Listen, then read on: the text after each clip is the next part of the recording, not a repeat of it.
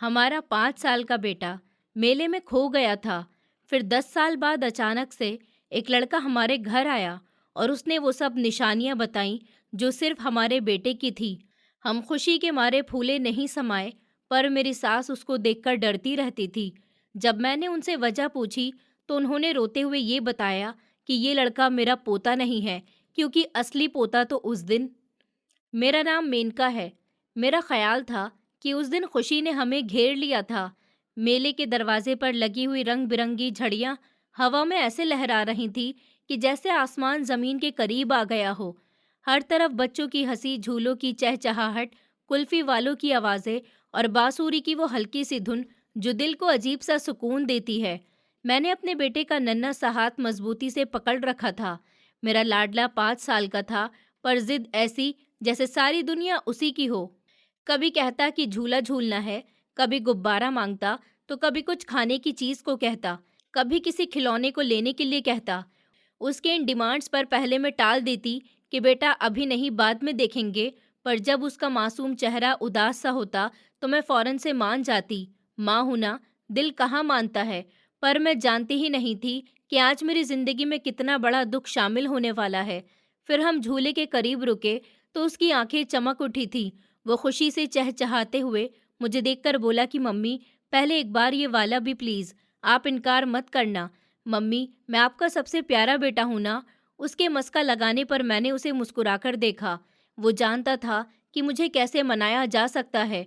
फिर मैंने प्यार से झुककर उसके बालों को संवारा और उसकी चमकती हुई आंखों में देखते हुए बोली कि ठीक है मेरे बेटे, पर तुम मेरा हाथ मत छोड़ना, यहाँ पर बहुत ज्यादा भीड़ है। समझ आई ना? तो वो हंस पड़ा। वहीं मेरे बच्चे की मासूम सी हंसी जो आज भी मेरे कानों में गूंजती रहती है। अभी मैं एक पल के लिए किसी चीज के लिए पलटी थी और मेरे पति को आवाज दे रही थी जो हमसे कुछ दूरी पर थे। मैं उनसे हमारे बेटे सारंग के लिए कुल्फी मंगवा रही थी। मैंने उन्हें आवाज दी कि सारंग के पापा सुनिए, आप कुल्फी ले आओ, हम यहाँ पर हैं।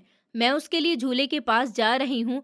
बस ये एक पल था, एक लम्हा जो मैंने बेखबरी दिखा दी, सिर्फ एक बार। और जब मैंने दोबारा से सामने देखा तो मेरा हाथ खाली था, बिल्कुल खाली, कि जैसे किसी ने मेरी हथेली से जान खींच ली हो।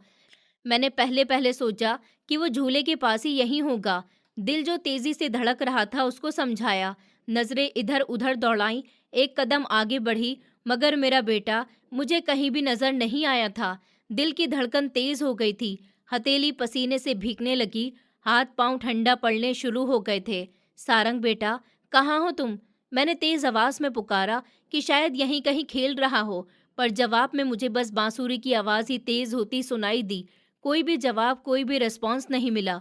मैंने बार बार उसका नाम लेकर पुकारा कि सारंग बेटा, कहाँ हो आप? मेरी जान, आ जाओ मम्मी के पास। लेकिन इस बार आवाज कांप रही थी और जवाब अभी भी नहीं मिला था।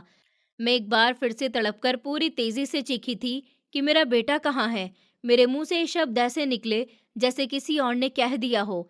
मैं दौड़ने लगी, झूलों के बीच, ठेले के बीच, लोगों के पैरों तले झुकते हुए भी देखा। तो मेरे परेशान होने पर कोई कहता कि शायद हमने उसे इधर देखा था, कोई कहता अरे अभी तो वो यहीं था। मैं बहुत पैनिक होने लगी। हर चेहरा अजनबी सा लग रहा था। मेरा सांस फूलने लगा, आंखों के आगे अंधेरा सा छाने लगा। मैंने घबराते हुए एक आदमी की आस्तीन पकड़ ली और तड़पकर बोली कि भाई, मेरा बच्चा 5 साल का, नीली कमीज पहने हुए था, आपने देखा है उसको? वो हड़बड़ाकर बोला, बहन आप इधर साइड देख लीजिए, शायद यहाँ पर हो। हम तो अपना काम कर रहे हैं, हमें क्या पता कि कौन सा बच्चा है। यहाँ तो सैकड़ों बच्चे मौजूद हैं, आपको अपने बच्चे का ध्यान रखना चाहिए था। तभी इस लम्हे कहीं से सायरन की आवाज उठी, पुलिस की गाड़ी, भीड़ में लोगों की आवाजें थीं। मेरी खराब हालत को देखते हुए कोई मुझे सहारा दे रहा था तो कोई सवाल कर रहा था। मैं बुरी तरह से चीख रही थी, चिल्ला रही थी और बहुत ज्यादा रो रही थी। ऊपर वाले से प्रार्थना करने लगी कि है ऊपर वाले, मेरा बेटा कहाँ चला गया? ये मुझसे कैसे हो सकता है भला? मैंने कैसे उसे खो दिया? मेरे पति भी दीवानों की तरह अपने बेटे को तलाश कर रहे थे, पर वो कहीं भी नजर नहीं आ रहा था। सिर्फ एक ही लम्हे में वो कहाँ पर गायब हो गया था, मेरी कुछ समझ ही नहीं आ रहा था। मेले की रोशनी अब आंखों को चुभ रही थी। वही जगह जो कुछ लम्हे पहले खुशियों से भरी हुई थी, अचानक से मेरे लिए दुखों की जगह बन गई थी। मेरा बेटा मुझसे बिछड़ चुका था। बांसुरी की धुन दब गई थी, लोगों की हंसी में बदल गई और मैं उस शोर में खड़ी हुई अपने खाली हाथों को देखती रही, जैसे वो हाथ भी इस बात की गवाही दे रहे हैं कि एक पल की बेखबरी ने मेरी पूरी जिंदगी को मुझसे छीन लिया। कैसे मैंने अपने बेटे, अपने जिगर के टुकड़े को खो दिया। मैं बहुत ज्यादा बेचैन हो गई थी। किसी तरह मुझे सब्र नहीं आ रहा था। मुझे किसी भी हाल में बस अपना बेटा वापस चाहिए था। वक्त धीरे धीरे गुजरता जा रहा था। उस दिन के बाद तो मानो मेरे लिए दिन और रात का फर्क ही मिट गया था। वक्त जैसे सिर्फ एक ही तकलीफ में जम गया हो। हम लोग सीधे थाने गए थे। एक छोटे से कमरे, दीवारों पर पुराने पोस्टर के निशान, पंखे की चर्राहट और मेज के पीछे बैठा हुआ एक थका हुआ सा ऑफिसर। वो बार बार वही सवाल पूछता रहा जो मेरे दिल पर चाकू रखकर घूमता हुआ महसूस हो रहा था कि जी आपके बच्चे का क्या नाम है, उसकी उम्र, कोई खास निशानी। और मैं बस उनको जवाब देती रही, पर हर शब्द के साथ मेरे अंदर का दिल टूटता और बिखरता ही जा रहा था। मैंने उसकी तस्वीर मेज पर रख दी तो ऑफिसर ने एक नज़र देखी, सर हिलाया और फिर फाइल बंद कर दी। हम आपको खबर दे देंगे जैसे ही कोई हमें क्लू मिलता है। तो आप परेशान नहीं हो, बस ऊपर वाले से प्रार्थना करिए, वो बहुत बड़ा है, आपकी प्रार्थना ज़रूर रंग लाएगी। ये शब्द मुझे उस दिन से जहर लगने लगे थे, पर क्या कर सकते थे। सामने बैठा हुआ इंसान ताकतवर था, उससे झगड़ा भी नहीं कर सकते थे। बस हाँ में हाँ मिलाकर खड़े हो गए। अगले दिनों में हमने शहर का कोई कोना भी नहीं छोड़ा था। मैंने अपने बेटे की तस्वीर हाथ में पकड़ रखी थी। कभी नदी के किनारे खड़े होकर बैठकर पानी को देखती, कभी जंगल के किनारे खड़ी हो जाती। मैं किसी भी तरह अपने बच्चे को वापस लाना चाहती थी। मेले के नज़दीक जितने भी घर थे, मैंने उन सब लोगों से तस्वीर दिखाकर पूछ लिया था कि उन्होंने मेरे बेटे को कहीं देखा है क्या, पर सबका एक ही जवाब था कि यहाँ पर आपका बेटा नहीं आया। मैं नदी के पास खड़ी हुई उस बहते पानी को गौर से देख रही थी। दिल में एक अनजाना सा डर था कि कहीं वो पानी में तो नहीं बह गया हो। मैंने फौरन से आंखें बंद कर ली और एक आंसू आंख से गिरा। उस पल पति ने मेरा बाजू पकड़ लिया था कि ऐसा मत सोचो मेनका, वो मिल जाएगा, तुम हौसला रखो। एक माँ जब हौसला हार जाती है तो सब खत्म हो जाता है। उसकी आवाज़ में यकीन कम, दिलासा ज्यादा था। कुछ देर बाद हम दोनों पति पत्नी हॉस्पिटल की तरफ बढ़ गए थे। हॉस्पिटल में दाखिल हुए तो जरासीम की बदबू सांस रोक चुकी थी। वार्ड में सिसकियां कर रहे और सफ़ेद चादर पर लेटे अनजान बच्चों में हर चेहरे को मैं गौर से देखती रही, जैसे कहीं उन आंखों में मेरा बेटा मुझे पहचान ले। ये बच्चा कहाँ से आया है, कब लाए थे उसको। नर्स हर तरफ भरी निगाहों से देखती, सर हिला देती कि नहीं, यहाँ ऐसा बच्चा नहीं रहता। वो दिन ही सबसे ज्यादा जालिम थे। दिन में तो भाग दौड़ हो जा रही थी, पर रात को गहरी खामोशी मुझे नोच खाती थी। मैं बिस्तर पर लेटकर छत को देखती रहती और मेले का वही शोर गूंज जाता था। कभी अचानक से मैं उठ बैठती, जैसे उसकी आवाज़ सुन ली हो, मम्मी मैं यहाँ हूँ देखिए। और मैं अंधेरे में हाथ फैला देती, पर हाथ फिर से खाली रह जाते थे। मेरे लिए ये दिन बहुत मुश्किल के थे। मेरे पति भी दिन ब दिन खामोश होते जा रहे थे। वो बोलते नहीं थे, बस मेरे साथ चलते रहते थे। कभी रात को बाहर अकेले बैठ जाते तो कभी खाली आसमान को घूरते ही रहते, नजरें जमीन पर जमी हुई होती। मैं जानती थी कि वो मजबूत बनने की सिर्फ कोशिश कर रहे हैं, पर उनकी खामोशी मुझे डराती थी। अंदर से वो भी बेचैन थे। मेरी सास वो सबसे अलग थी। वो भी रोती रहती थी, पर उनके आंसुओं में शोर नहीं था। वो अक्सर बस एक ही जगह बैठी रहती, प्रार्थना करती थी। थक हार कर मैंने एक रात उनके पास जाकर भी पूछा कि माँ जी, आप प्रार्थना करिए ना, मेरा बच्चा वापस आ जाए, मुझे मिल जाए। ऊपर वाले से कहिए ना कि मेरा एक ही बेटा है। और डॉक्टर ने वैसे ही साफ इनकार कर दिया था कि हमारी दोबारा से औलाद नहीं हो सकती। मैं उसके बिना कैसे जीऊंगी मम्मी, कुछ करिए, आपका पोता कहाँ चला गया है। मैं उनके सामने फूट फूट कर रो पड़ी थी। उन्होंने मुझे देखा, आंखों में आंसू आए, पर साथ ही एक अजीब सा डर भी बैठा हुआ था। प्रार्थना तो कर ही रही हूँ बेटी, वो हल्की आवाज में बोली। अब ऊपर वाला जो बेहतर समझे वही करेगा, हम कुछ नहीं कर सकते हैं, इसमें हम बेबस हैं। न जाने वो ऊपर वाला हमसे कौन से इम्तिहान ले रहा है। उनके लहजे में कुछ ऐसा भी था जिसने मेरे दिल को चीर कर रख दिया था, जैसे वो सिर्फ उसके खोने का नहीं, किसी और सच का शोक बना रही हों। और मैं हर दरवाजे पर यही सवाल किए हुए खड़ी थी क्या आपने मेरे बेटे को देखा है? वो छोटा-सा है, पर बदले में एक जवाब ही था। हमने सारंग को नहीं देखा। वक्त की रफ्तार चलती जा रही थी। दिन हफ्तों में और हफ्ते महीनों में और महीने साल में बदल गए। इसी तरह से पूरे 10 साल गुजर गए थे। मेरे दिल का दर्द कहीं नहीं गया था, बस खामोश हो गया था। जैसे कोई जख्म जो भर तो जाए, पर हल्की सी ठंड लगने पर फिर दुखने लगे। जिंदगी किसी हद तक रूटीन पर आ गई थी, पर मैं अब सुबह सवेरे उठकर काम में लग जाती, सफाई करती, नाश्ता बनाती, घर के छोटे मोटे काम करती। अब मैं रोती कम थी, पर हर चीज में उसकी कमी बहुत ज्यादा बोलती थी। उसके जूते अभी भी अलमारी के नीचे वाले हिस्से में रखे हुए थे। मैंने कभी भी उनको हटाने की हिम्मत ही नहीं की। मेरी सिर्फ एक ही औलाद थी, जो कि मुझसे अलग हो गई थी, मुझसे बिछड़ गई थी, पर उसकी चीज़ों को मैं कभी भी अपने आप से अलग नहीं कर पाई थी और शायद कर भी नहीं सकती थी। फिर आज सुबह भी मैं जब किचन में थी, चूल्हे पर चाय की केतली रखी थी, जिसमें से भाप उठ रही थी। तभी मैंने ग्लास में पीने के लिए पानी डाला और खिड़की से बाहर झांका। गली में वही रोज की आवाजें उठ रही थी, जो दुनिया को याद ही नहीं हो कि कहीं कोई माँ 10 साल से दुखी है। मैंने दिल ही दिल में कहा कि चलो, आज का दिन भी गुजर जाएगा, पर नहीं जानती थी कि आज का दिन मुझे एक ऐसे दौराहे पर लाकर खड़ा कर देगा, जिसे मैंने सोचा भी नहीं था। मैं अपने ख्यालों में ही खोई हुई थी, जब अचानक से दरवाजे की घंटी बजी। मैं चौंक गई, क्योंकि इस वक्त कोई आने वाला नहीं था। पति ऑफिस जा चुके थे और सास अपने कमरे में ही थी। तो मैंने वो पानी का गिलास हाथ में लिया और दरवाजे की तरफ बढ़ गई। दिल न जाने क्यों जरा सा भारी हो गया था, जैसे कोई अनजाना सा डर अंदर कहीं मौजूद हो। उसके बाद मैंने जब दरवाज़ा खोला, तो सामने एक लड़का खड़ा हुआ था। उसका कद बीच का था, कंधे थोड़े से झुके हुए, आंखों में अजीब सी संजीदगी नजर आई।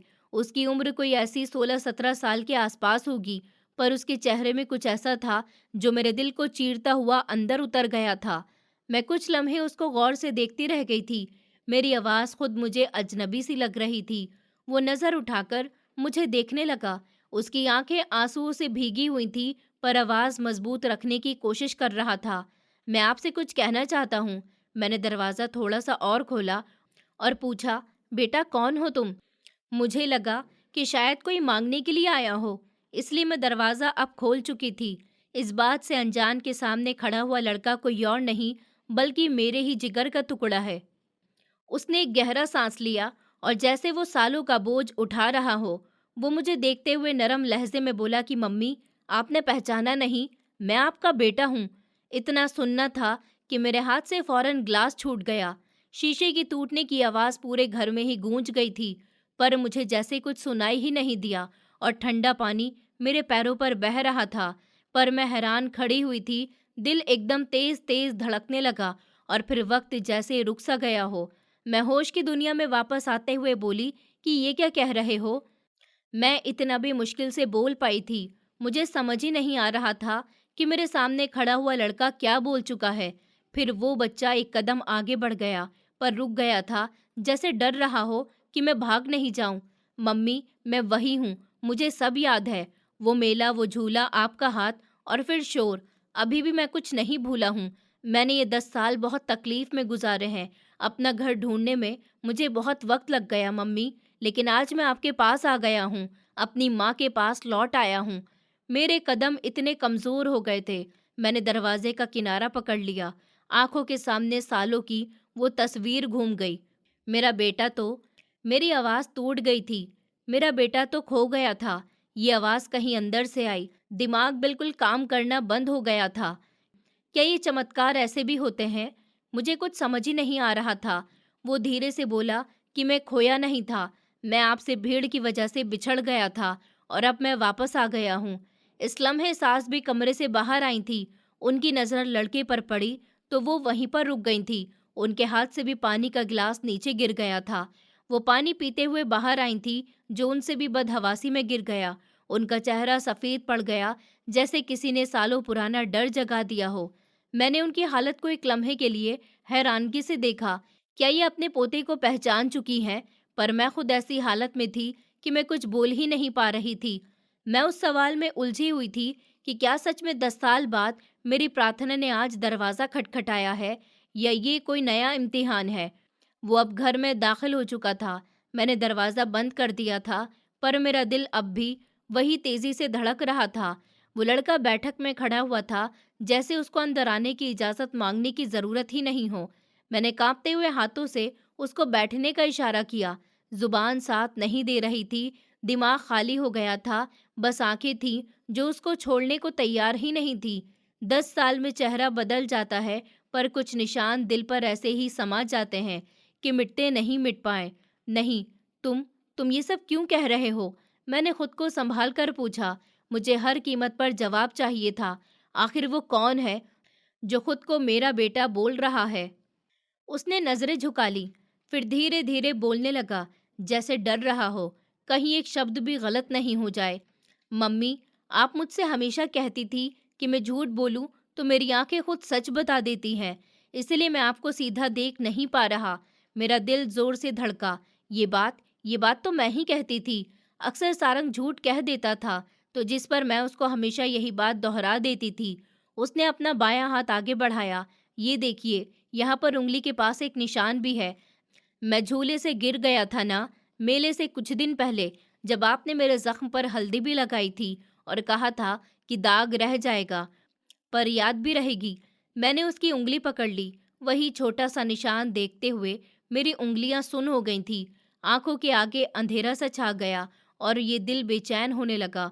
उसने झिझकते हुए कहा, गर्दन के पीछे बालों के नीचे आप हमेशा कहती थी, ये बात किसी को मत बताना और ना दिखाना, वरना नजर लग जाएगी। उसकी इन सब बातों के बाद मैं जैसे खुद पर काबू ही नहीं रख सकी। मैं झपट कर उसकी तरफ बढ़ गई। दोनों हाथों से उसका चेहरा पकड़ लिया। गर्दन के पीछे देखा तो वो तिल वही जगह, वही निशान अभी भी था। एक लम्हे में सब्र का दामन टूट गया। मैं रो पड़ी थी, जोर जोर से बच्चे की तरह। मेरा बेटा, मेरा बेटा जिंदा है। मैंने उसको अपने सीने से लगा लिया। उसकी कमीज मेरे आंसुओं से भीगी हुई थी, पर मुझे परवाह नहीं थी। मैंने उसके बालों में उंगलियां फेरी, जैसे वक्त को पीछे मोड़ रही हूँ। वो मेरे कंधे पर सर रखकर बोला कि मम्मी, आप अभी भी ऐसी ही रोती हैं, आवाज दबाकर। ये बात सुनकर मेरी हिचकी बंध गई। मैंने उसको और जोर से गले से चिपका लिया, जैसे डर रही हूं कि हाथ छोड़ दिया तो फिर से कहीं गायब नहीं हो जाए। उस लम्हे मेरी नजर सास के ऊपर पड़ी। वो कुर्सी पर बैठे हुई थी, पर उनके चेहरे पर हवाइयां उड़ रही थी। आंखें बस एक ही जगह पर जमी हुई थी, जैसे वो हमें नहीं, किसी और मंजर को देख रही हों। उनके हाथ हिल रहे थे, पर आवाज नहीं निकल रही थी। मैंने उनको पुकारा, मम्मी देखिए ना, ये वही है, हमारा सारंग लौट आया है। मम्मी देखिए, एक बार तो देख लीजिए। वो चौंक गई, जैसे किसी गहरे सपने से जाग गई हूँ।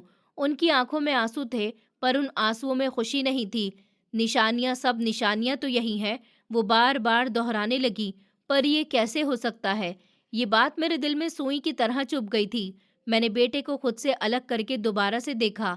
वही लहजा, वही अंदाज, वही खामोशी, और फिर भी मेरी सास की नजरें किसी अनदेखी हकीकत पर ही जमी हुई थी, जो शायद मैं नहीं देख पा रही थी।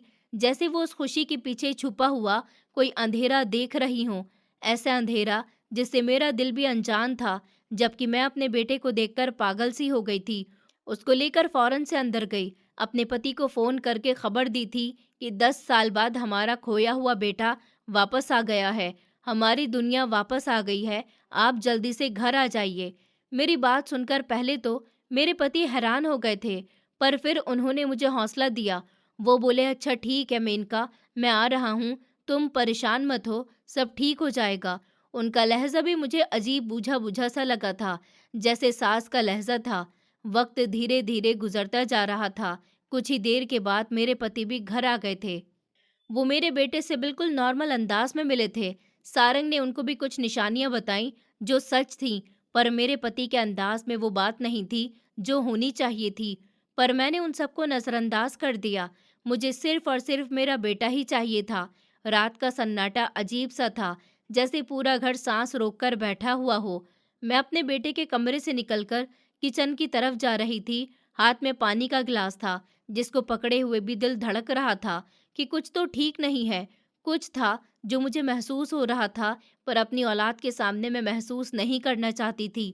तभी अचानक से मुझे सास के कमरे से रोने की आवाज़ आई। मेरे पाँव वहीं पर जम गए। रात के इस पहर उनके कमरे में कौन रो रहा है? मैं जल्दी से उनके कमरे की तरफ बढ़ी। दरवाजे के करीब पहुंचकर मैं ठहर गई थी। कोई धीरे-धीरे रो रहा था। मैंने दरवाजे की दरार से झांका तो सास जमीन पर बैठी हुई रो रही थी। आंखों से आंसू टपक रहे थे। एहसास हो रहा था जैसे किसी गहरे डर की वजह से वो परेशान हो। मैं दरवाजे पर खड़ी होकर तेज आवाज में बोली कि माँ जी, आप क्या कर रही हैं? ऐसे क्यों रो रही हैं? मम्मी, सब ठीक तो है? क्या हुआ है आपको? उन्होंने झटके से मुझे देखा। आंखें बड़ी डर से भरी हुई थी, पर कुछ देर के लिए कोई जवाब नहीं दिया। फिर हल्की आवाज में बात करती हुई बोली कि ये लड़का वो नहीं है जिसको मैंने अपनी गोद में पाला था। ये तो हमारा पोता नहीं है मेनका। तुम समझो इस बात को। ये वो नहीं है। ये हमारा सारंग नहीं हो सकता। मेरे दिल की धड़कनें रुक गई थी। मैंने घबराकर अंदर कदम रखा और जाकर उनके पास बैठ गई थी और सास का हाथ पकड़कर पूछा कि माँ जी, आप क्या कह रही हैं? ये तो मेरा बेटा है। आपने खुद ही देखा है कि वो मेरा बेटा है ना? उनकी बात और उनके अंदाज से मैं बुरी तरह से बौखला गई। आंखों में आंसू और डर का मिला-जुला समुद्र था। नहीं मेनका, ये वो नहीं है। मैंने उस दिन अपने पोते को सीने से लगाया था। ये कुछ और है। मेरी जुबान सूख गई। दिल में डर उतर आया। क्या क्या आप पागल हो गई हैं? नहीं, ये वही है जो 10 साल पहले खो गया था। ये मेरा सारंग ही है। वो मेरी ही गोद का बच्चा है। पर उनकी आंखों में उस लम्हे जो मैं देख रही थी, वो मुझे डरा रहा था। उन्होंने सर हिलाया और तड़प कर बोली कि नहीं मेनका, ये सिर्फ झूठ है, कोई साया है। वो असल बच्चा तो उस दिन कुछ हुआ था। बात अधूरी रह गई। मेरा सांस रुक गया था। आंसू गालों पर गिरने लगे, पर अब वो खुशी के नहीं बल्कि डर के आंसू थे।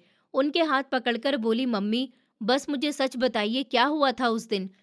आप क्यों कह रही हैं कि ये वो नहीं है? वो मुझे देखने लगी पर कुछ नहीं बोली। सिर्फ इतना बोली कि तुम उसको अपने दिल को पकड़ लो। अपनी आंखों की रोशनी से उसको नहीं पकड़ पाओगी, सिर्फ धोखा खाती रहोगी। पर याद रखो, जो तुम्हारे सामने है वो तुम्हारा बच्चा नहीं है। इसलिए हकीकत बहुत गहरी है, पर हकीकत मैं नहीं बता सकती। मैं कुछ बोल नहीं सकती। पूरे कमरे में खामोशी सी छा गई। रात के अंधेरे में ये डर पहली बार हकीकत की तरह सामने आया था। एक डर जो सिर्फ मेरे बेटे की वापसी की खुशी में छुपा हुआ था। मुझे मेरी सास का व्यवहार बहुत बुरा लग रहा था, पर वो कभी भी ऐसे नहीं करती थी। इसीलिए मैं हैरान भी थी। आखिर ऐसी क्या वजह है जो वो इस तरह से बर्ताव कर रही हैं? कुछ देर तक मैं वहीं पर बैठी उनके व्यवहार को देखती रही थी और फिर खामोशी से अपने कमरे की तरफ चली गई। मैं दिल ही दिल में बड़बड़ाई कि मम्मी का डर उनका सिर्फ वहम है और मेरा दिल जो मान रहा है वही सच है। वक्त धीरे धीरे आगे बढ़ता जा रहा था, पर अब घर का माहौल अजीब हो गया। कुछ दिन गुजरे तो घर की रातें बदलने लगी, जैसे अंधेरा पहले से ज्यादा गहरा हो गया हो। मेरा बेटा, ये जिसे मैं अपना बेटा मानने लगी थी, रात को जागता रहता। उसका अंदाज मेरी समझ से बाहर था। कभी मैं आहट सुनकर चौंक जाती, कभी हंसी की आवाज पर रुक जाती। ऐसी हंसी जो खुशी की नहीं थी, बस होठों से निकलती है। खाली सी आवाज थी। शायद मुझे सब अजीब नहीं लगता था, पर उस रात अपनी सास का व्यवहार देखकर मैं वहम का शिकार हो गई थी। आज आम सा ही दिन था। रात का अंधेरा चारों तरफ फैल चुका था। पूरा घर गहरी नींद में सो गया, पर मुझे नींद बिल्कुल भी नहीं आ रही थी। मेरा बेटा अपने कमरे का दरवाजा अंदर से बंद किए हुए बैठा था। बाहर हल्की सी रोशनी जल रही थी, पर अंदर अंधेरा था। मैंने दरवाजे पर दस्तक दी। बेटा, सोए नहीं हूं अभी? मेरे दिल में लाख आंदेशे हों, पर मैं उसको ही दिल से अपना बेटा तो मानती थी। इसलिए हर वक्त उसके फिक्र में मैं परेशान रहती। अंदर से थोड़ी देर खामोशी रही, फिर धीरे धीरे हंसी की आवाज आई। मैं सहम गई थी। आखिर ये क्या मामला है? मैं सहमे हुए अंदाज में बोली कि क्या हुआ है? दरवाजा खोलो। मैंने दरवाजा अंदर की तरफ धकेल दिया। एक धक्के में ही दरवाजा खुल गया था। वो बिस्तर पर बैठा हुआ था। आंखें अंधेरे में चमक रही थी। मैं उससे कुछ कहती उससे पहले ही वो मुझे देखते हुए बोला कि कुछ नहीं मम्मी, क्या याद आ रहा था? मैंने पास बैठे हुए पूछा। हल्का हल्का डर अब मुझ में पैदा हो रहा था। अब मुझे उसकी फिक्र होने लगी थी। कुछ लम्हे वो खामोश रहा और फिर अचानक से बोला, मम्मी, वो मेला याद है ना? मेरे दिल में एक लहर सी उड़ गई थी। कौन सा मेला? मैंने खुद को संभालते हुए पूछा। घबराहट के मारे मेरे हाथ कपकपाना शुरू हो गए थे। वो लम्हा भर को रुक गए, जैसे दिमाग में कोई चीज टूट गई हो। फिर हल्की सी मुस्कुराहट के साथ बोला कि मेला जो 10 साल बाद लगा था ना। मेरे जिस्म में सर्दी सी दौड़ गई। मैंने उसकी तरफ गौर से देखा और बोली कि तुमने अभी कहा था कि वो मेला याद है। वो बोला, मैंने ऐसे ही कह दिया मम्मी, कभी कभी बातें मिक्स हो जाती हैं। आप मेरी बातें क्यों पकड़ रही हैं? बातें मिक्स हो जाती हैं। मैंने उसके माथे पर हाथ रखा। माथा ठंडा था। मैंने खुद को तसल्ली दी कि शायद सदमा है, इतने सालों की जुदाई का असर है। पर ये सब जुदाई का असर नहीं था, ये अजीब पागलपन था। वो मुझे देखते हुए और बोला कि उस दिन मम्मी, आपने मुझे जानकर छोड़ा नहीं था ना? तो मैं घबराकर बोली कि नहीं बेटा, तुम भीड़ में खो गए थे। मैं तुम्हें खोने का सोच भी नहीं सकती हूँ। वो एक लम्हे मुझे देखता रहा, जैसे कुछ परख रहा हो। फिर नजरें झुकाकर बोला कि ठीक है, अब आप जाइए, मुझे आराम करना है। जबकि मैं खामोशी से उठी थी और उसके कमरे से चली गई। अभी मैं अपने कमरे तक पहुंची थी जब अचानक से मुझे ऐसा महसूस हुआ जैसे वो किसी से बात कर रहा हो। मैं एकदम से उसके कमरे की तरफ बढ़ रही थी। मैंने दरवाजे से कान लगाया तो अंदर से मुझे उसकी आवाज़ आने लगी, नहीं नहीं, वो तैयार नहीं है। मेरा दिल लम्हे भर के लिए धड़कना भूल गया। मैंने फौरन से दरवाज़ा खोला, पर वो अकेला था। किससे बात कर रहे थे तुम? वो मुस्कुराकर बोला, खुद से मम्मी। जब आप सब नहीं थे तो मैं खुद से ही तो बात करके अपना दिल बहलाता था। आप परेशान नहीं हो, जाइए आराम करिए, जैसे सालों से कर रही हो। उस मुस्कुराहट ने मुझे अपना बच्चा कम और कोई अजनबी ज्यादा लगता था। मेरा दिल जोर जोर से धड़कने लगा। मैं वापस अपने कमरे में आई तो नींद आंखों से दूर थी। सास की बातें कानों में गूंजने लगी कि ये वो नहीं है, ये हमारा सारंग नहीं है, ये वो लड़का नहीं है जिसको हमने अपनी गोद में खिलाया है, ये तो कोई अजनबी है। मैंने तकिए में मुंह छुपाकर आंखें बंद कर ली, पर दिमाग में एक ही ख्याल था, अगर ये मेरा बेटा नहीं तो फिर ये कौन है और मेरे घर पर क्यों आया है? उसके पास मेरे बेटे की निशानियां कैसे हैं? इन सवालों का जवाब मेरे पास मौजूद नहीं था। एक हफ्ता खामोशी से बीत गया। आज नॉर्मल ही दिन था। आज की दोपहर कुछ ज्यादा ही भारी थी। मैं बैठक में बैठी हुई सब्जियां काट रही थी, पर दिमाग वहीं भटक रहा था। वो लड़का मेरा सारंग है या फिर नहीं है? वो मेरे कमरे में खामोशी से बैठा था, न घर में किसी से ज्यादा बात करता था और ना ही कमरे से बाहर निकलता। एक दो बार उसके पापा ने उसको बोला भी था कि मेरे साथ बाहर घूमने चलो, पर उसने साफ मना कर दिया। मैंने भी अपने पति को समझा दिया कि मेरे बच्चे के पीछे नहीं लगिए, वो कितना वक्त हम सबके बिना गुजार चुका है, उसको सुकून से रहने दीजिए।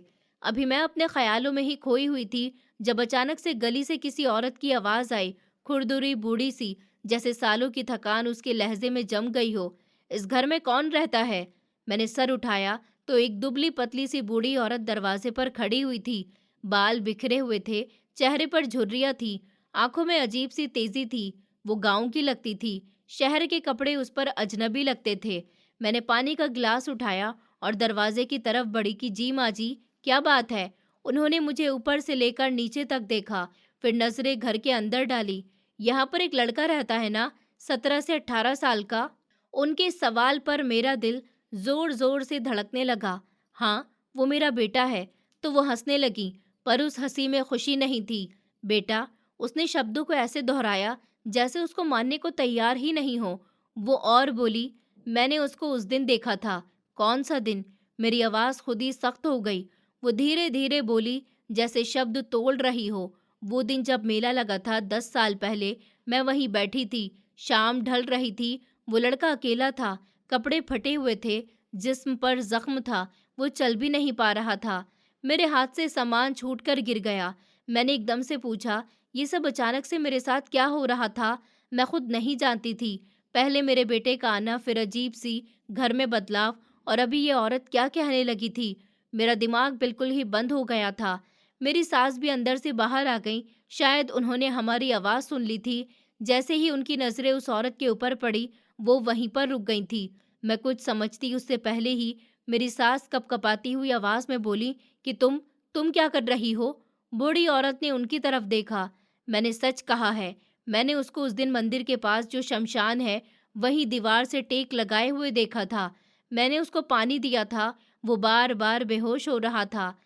मेरी सास के चेहरे का रंग उड़ गया। उनके होंठ कांपने लगे। मुझसे ज्यादा खराब हालत उनकी थी। अचानक से सास बोली, पर हमने तो उसकी खुद चिता जलाई थी।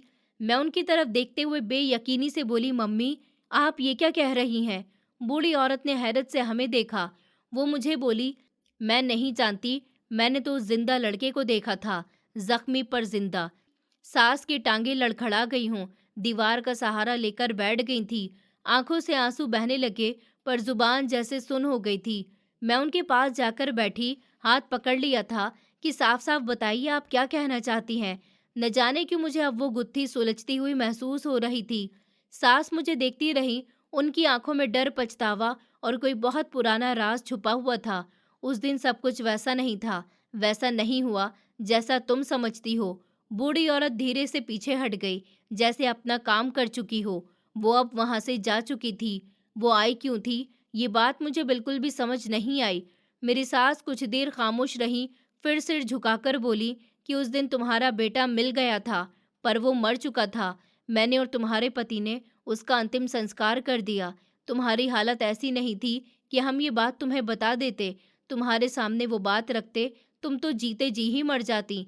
इसलिए हमने तुम्हें वहम में रहने दिया कि कभी वो लौट आएगा, और पता नहीं ये वहम कैसे सच हो गया। जबकि मैं पत्थर की मूरत बन गई।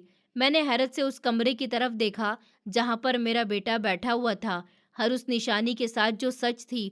और फिर उस बूढ़ी औरत का आकर ये कहना कि मैंने इस बच्चे को जिंदा देखा था, और मेरी सास का कहना कि हम उसका अंतिम संस्कार कर चुके हैं, मुझे अजीब सी घबराहट में डाल गए थे। मेरी सास झुके हुए कंधों के साथ अपने कमरे में चली गई।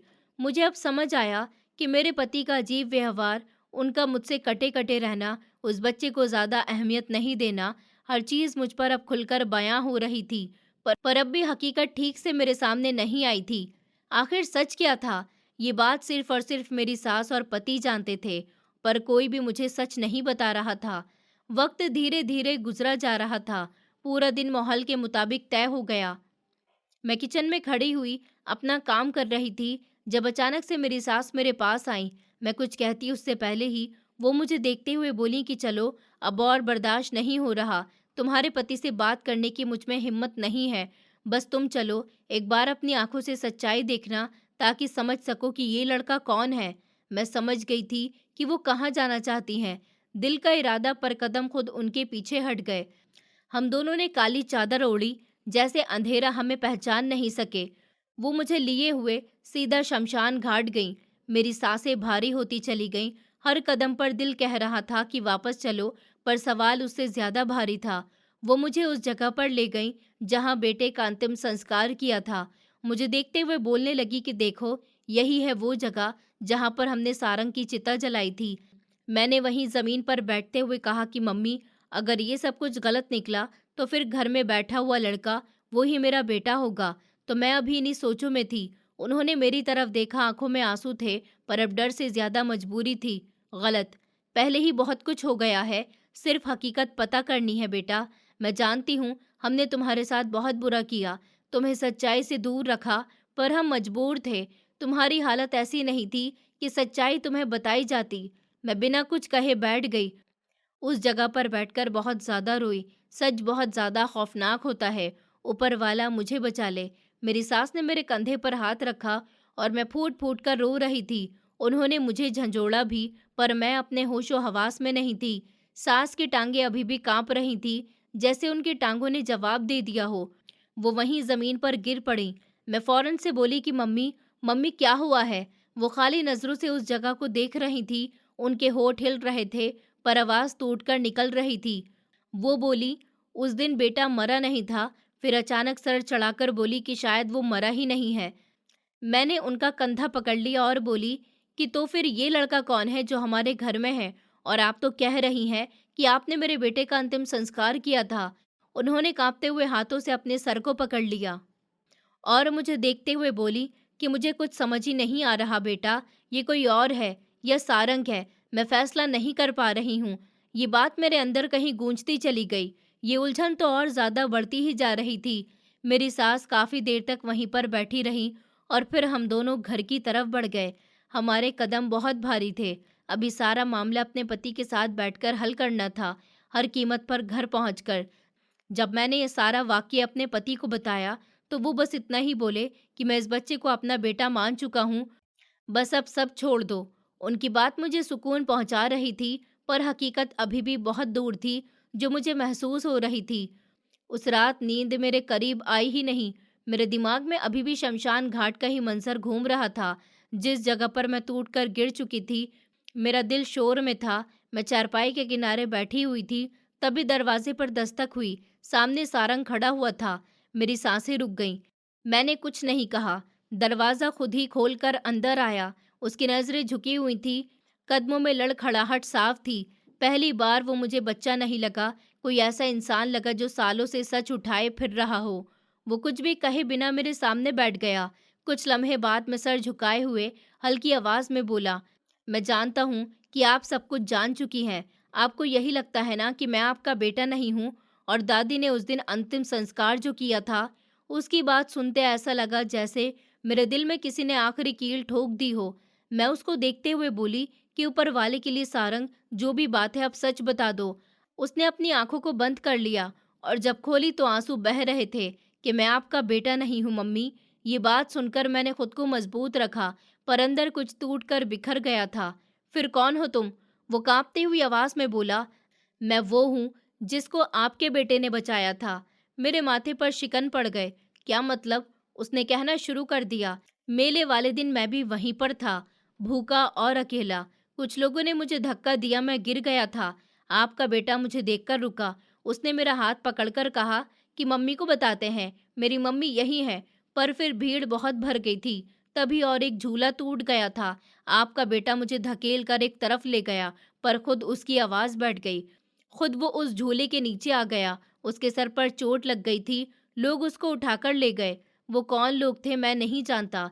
यानी हॉस्पिटल से जो अचानक मेरे पति को फ़ोन आया था, वो इसलिए आया था कि उनको मेरे बच्चे की लाश मिल गई थी, और मेरे पति और सास ने उसका ही अंतिम संस्कार किया था। मेरे जिस्म से जान निकलने लगी, और तुम? मैं डर गया था। मैं भाग गया।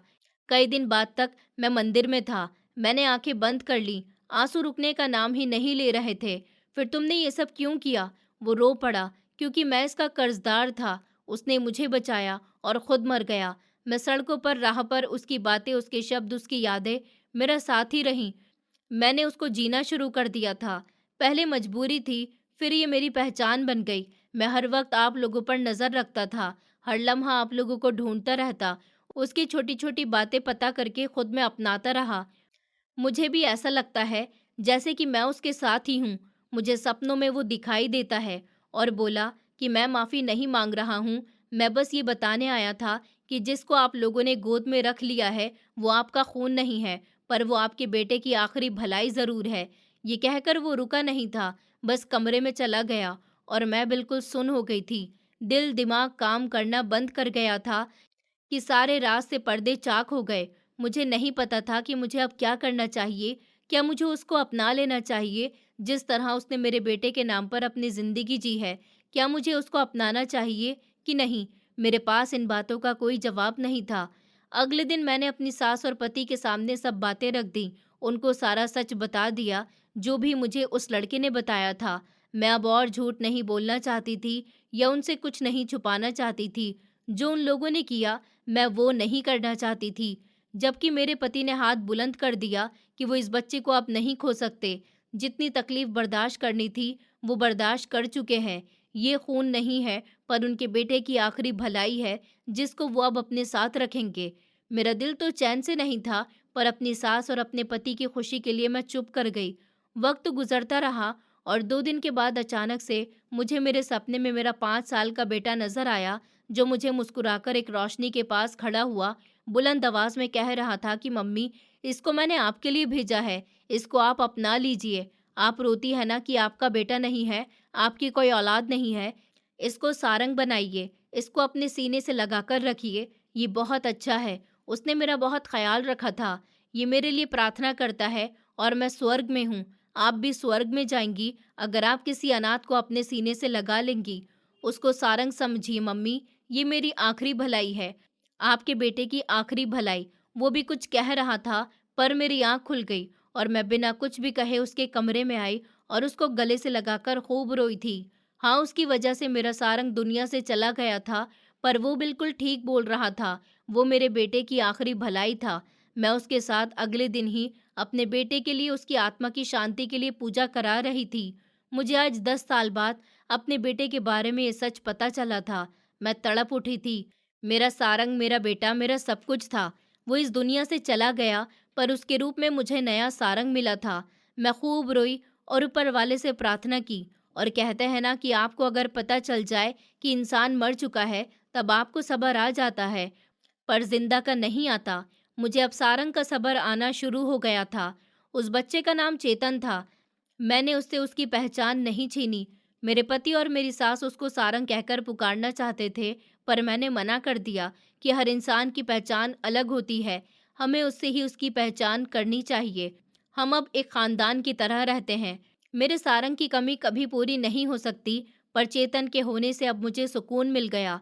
मैं आप लोगों से ये कहना चाहती हूँ कि जिंदगी बहुत अजीब है। उसको दुख के हवाले मत करिए, उसको खुशियों के हवाले करिए। जो दुनिया से जा चुका है, वो कभी लौटकर नहीं आएगा। इसलिए अपने आप को एक जगह पर मत रोकिए, अपने प्यारों के लिए, क्योंकि यही दुनिया का दस्तूर है। चेतन को गले लगाकर रोते रोते मैं कब जमीन पर बैठ गई, मुझे खुद पता ही नहीं चला। मेरी उंगलियां उसकी पीठ पर वैसे ही चल रही थी जैसे कभी सारंग की पीठ पर चला करती थी। अचानक मेरे हाथ रुक गए। मुझे याद आया 10 साल पहले का वही दिन। वो सुबह कुछ ज्यादा ही उजली थी। सारंग बहुत खुश था। बार बार मुझसे पूछ रहा था कि मम्मी, हम मेले कब चलेंगे। मैंने उसके बालों में तेल लगाते हुए कहा था कि शाम को चलेंगे, पापा के आने के बाद। तो वो उछल पड़ा था। उसकी हंसी में एक अजीब सी चमक थी, जैसे उसे कुछ बहुत अच्छा मिलने वाला हो।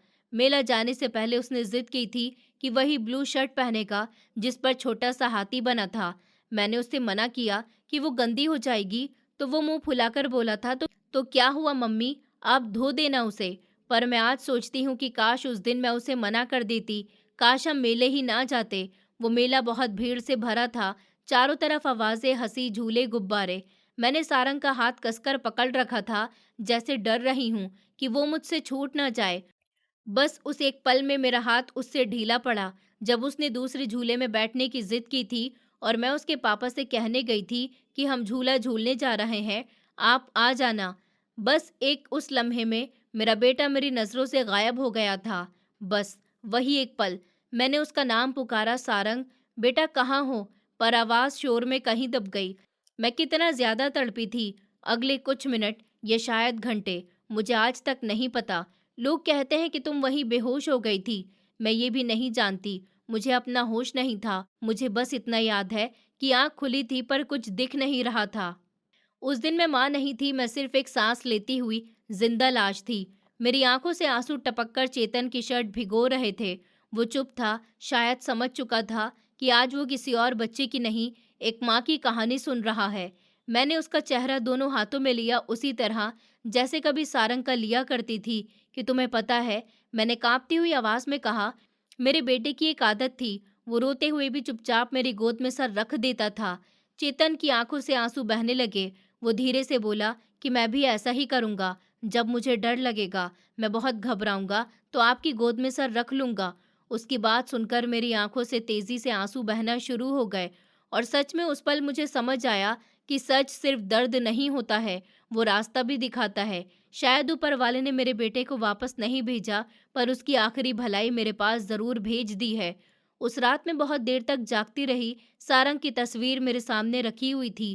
पहली बार रोते हुए मैंने कहा, अगर ये तुम्हारी आखिरी भलाई है तो मैं इसे ठुकराऊंगी नहीं बेटा। बाहर से चिड़ियों के चहचहाने की आवाजें गूंजने लगी। नई सुबह का इशारा था। मैंने अपने आंसू पोंछे और पहली बार दिल से माना कि कुछ रिश्ते खून से नहीं, कर्ज और प्यार से बनते हैं। अगली सुबह मैं देर तक सो नहीं पाई। रात भर चेतन का चेहरा, सारंग की हंसी और शमशान की राख सब आंखों के सामने घूमता रहा। मन में एक ही सवाल गूंज रहा था, अगर सच पूरा सामने आना चाहता है तो कहीं ना कहीं उसका रास्ता भी होगा। तभी मुझे अचानक बूढ़ी औरत की बात याद आई। मैंने उसे जिंदा देखा था, मंदिर के पास। मेरा दिल जोर से धड़का। मैं बिना कुछ कहे उठी, साड़ी बदली और सीधा उसी मंदिर की तरफ चल पड़ी। मंदिर वही था, पुराना, शांत, दीवारों पर समय की दरारें, घंटी की आवाज में अजीब सी तसल्ली थी। एक अधेड़ उम्र के पुजारी सफेद धोती और माथे पर चंदन लगाए हुए दीपक कर रहे थे। मैंने कांपती हुई आवाज में पूछा, पंडित जी, 10 साल पहले यहाँ मेले के दिन कोई घायल बच्चा। उन्होंने मेरी तरफ ध्यान से देखा, जैसे मेरे चेहरे में कुछ पहचान लिया हो। धीरे से बोले, तुम वही हो ना जो उस दिन बेसुध होकर यहाँ बैठी थी? मेरे पैरों तले जमीन खिसक गई। मैंने सर हिला दिया। पुजारी जी ने गहरी सांस ली। उस दिन मैंने हाँ बच्चे को देखा था, वो डरा हुआ सा था। मेरी आंखों से आंसू बह निकले। वो बोले, उसे मैंने पानी दिया था, वही लड़का जो आज तुम्हारे घर में है। उन्होंने बताया कि वो बच्चा कई दिन यही मंदिर के आसपास रहा। रात में घंटी बजने से पहले आ जाता और सुबह सबसे पहले चला जाता। कभी कुछ मांगता नहीं था, बस चुपचाप बैठा रहता। मेरे दिल में जैसे किसी ने सुई चुभो दी। वो मंदिर में क्यों आता था? पुजारी बोले, क्योंकि उसे लगता था अगर वो यहाँ आता रहा तो शायद उस बच्चे की आत्मा उसे माफ कर दे। मंदिर से निकलते ही मेरे कदम अपने आप पुराने सरकारी अस्पताल की ओर बढ़ गए। काउंटर पर बैठा एक बुजुर्ग वार्ड बॉय अभी भी वहीं पर काम कर रहा था। मैंने कांपते हाथों से पूछा कि 10 साल पहले मेले के दिन एक बच्चे को लाया गया था। उसने मेरी तरफ देखा, फिर रजिस्टर पलटा और बोला कि हाँ, मुझे याद है। वो बच्चा पहचान में नहीं आ रहा था। चेहरा सूजा हुआ था, सर में गहरी चोट। उसकी माँ बेहोश थी। उसने मेरी तरफ देखा और बाप टूट चुके थे। मेरे कानों में सीटी सी बजने लगी। मैंने धीमे से पूछा, क्या दूसरा बच्चा भी लाया गया था? वो कुछ पल चुप रहा, फिर बोला, नहीं, दूसरा बच्चा नहीं था। अब सब कुछ साफ होने लगा था। शाम को जब मैं घर लौटी, चेतन आंगन में बैठा हुआ दीपक साफ कर रहा था। मैंने पहली बार उसे डर या रहस्य से नहीं, प्यार से देखा। वो मेरे बेटे का बदला नहीं था, वो उसकी गवाही था। मैंने उसके सर पर हाथ रखा तो वो चौंक गया। उस पल मैं बोली कि अब तुम्हें मंदिर जाकर माफी मांगने की जरूरत नहीं है बेटा, अब तुम घर में प्रार्थना करोगे। उसकी आंखों से आंसू बह निकले। उस रात मैंने फिर सपना देखा। सारंग दूर खड़ा हुआ मुस्कुरा रहा था। पास में पुजारी जी और अस्पताल की इमारत, सब धुंध में बदलते जा रहे थे और चेतन मेरे बिल्कुल पास था। सपने के बाद जब मेरी आंख खुली तो दिल अजीब सी शांति से भरा हुआ था, जैसे सालों से जो गांठें अंदर बंधी हुई थी वो अब धीरे धीरे खुलने लगी हों। मैंने करवट बदली और छत को देखा। आज पहली बार वो छत मुझे बोझ नहीं लगी थी। सुबह की पहली किरण आंगन में उतर रही थी। वही आंगन जहाँ कभी सारंग खेलता था, जहाँ उसकी हंसी दीवारों से टकराकर लौट आती थी। मैंने आंखें बंद की और उसके नाम की एक गहरी सांस ली। धीरे धीरे लोगों को भी पता चल गया। गली की औरतें, रिश्तेदार, सबकी जुबान चलने लगी कि अनाथ बच्चे को घर में रख लिया है अपने बेटे की जगह। अरे भाई, क्या भरोसा है ऐसे अनजान का। पहले ये शब्द मुझे तोड़ देते थे, पर अब नहीं। मैंने पहली बार सबके सामने कहा कि जिस घर में सुकून और प्यार नहीं, वहाँ खून के रिश्ते भी लाश हो जाते हैं। लोग चुप हो गए। शायद उन्हें जवाब नहीं मिला, ये शायद सवाल ही गलत था। मेरे पति भी अब पहले जैसे नहीं थे। वो रातों को देर तक जागते, सारंग की तस्वीर देखते रहते। एक रात उन्होंने धीमे से कहा, अगर मैं उस दिन सच बोल देता तो शायद तुम इतना बिखरती नहीं। मैंने उनका हाथ थाम लिया। शायद, पर अब जो हमारे पास है वो भी उसी सच का हिस्सा है। उस रात पहली बार उन्होंने चेतन के सर पर हाथ रखा। वो छूना छोटा सा एहसास था, पर उसमें 10 साल का बोझ उतर गया। मैंने तय कर लिया था कि मैं उसे सारंग नहीं बनाऊंगी। मैंने उससे कहा कि तुम चेतन हो और चेतन ही रहोगे। उसकी आंखों में राहत थी, जैसे किसी ने उससे उसकी सांसें लौटा दी हों। अब वो पढ़ता है, मंदिर में दिया जलाता है और हर शुक्रवार मेरे बेटे के लिए प्रार्थना करता है। एक दिन मैं अकेली शमशान गई, वही जगह जहाँ कभी मेरा दिल जल चुका था। मैंने मिट्टी को हाथ लगाया और पहली बार रोते हुए कहा कि तू चला गया बेटा, पर तूने मुझे खाली नहीं छोड़ा है। मेरे पास चेतन है, जिसको मैंने अपना लिया है। वो तेरी भलाई है। तभी हवा चली और जमीन पर पड़े पत्ते हिले तो मुझे लगा जैसे सारंग ने मेरी बात का जवाब दिया हो। अक्सर जिंदगी हमें हमेशा वही नहीं देती जो हम मांगते हैं, पर कभी कभी वो दे देती है जिसकी हमें सबसे ज्यादा जरूरत होती है। खून से बने रिश्ते कभी कभी हादसों में टूट जाते हैं, पर इमोशन से बने रिश्ते मौत के बाद भी जिंदा रहते हैं। मैंने अपना बेटा खोया, पर उसकी आखिरी भलाई को पा लिया। और आज अगर कोई मुझसे पूछे कि क्या वो तुम्हारा बेटा है, तो मैं मुस्कुराकर कहती हूँ कि नहीं, वो उससे भी ज्यादा है। और जो चला गया उसे रोकना हमारे हाथ में नहीं होता, पर जो हमारे पास आ गया उसे अपनाना, यही इंसान होने की सबसे बड़ी पहचान है। दोस्तों, उम्मीद करती हूँ आपको हमारी कहानी पसंद आई होगी। कहानी पसंद आई है तो वीडियो को लाइक करें, चैनल पर नए हैं तो चैनल को सब्सक्राइब करें और हाँ, नोटिफिकेशन बेल को ज़रूर दबाएं ताकि अगली अपडेट सबसे पहले आपको मिले।